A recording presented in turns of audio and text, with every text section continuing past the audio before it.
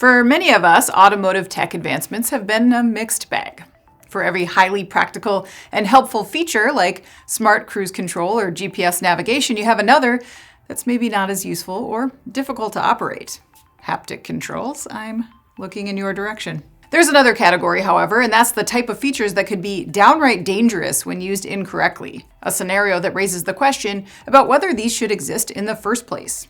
For an example, we take you to China, the electric car capital of the world, where a Xiaomi brand vehicle went viral recently for appearing to drive off on its own while its befuddled owner chases it. The owner, identified as Li Xiaoshuang, parked his SU7 outside of a store, and what happened next was captured on a surveillance camera. While Li and another person conducted some business in the store, the blue vehicle began to drive away. Aware within moments, Li rushed outside to chase down the vehicle, which was reportedly stopped before any damage was done to people or surroundings. The carmaker was contacted after the strange incident took place, and it offered up a simple explanation based on its data. A command to self-park was issued by an iPhone, later confirmed to be the owner's. And while Xiaomi shifted the blame from possible software bugs or hacks, and the owner acknowledged the device identified was in fact his, the scenario raises some bigger questions.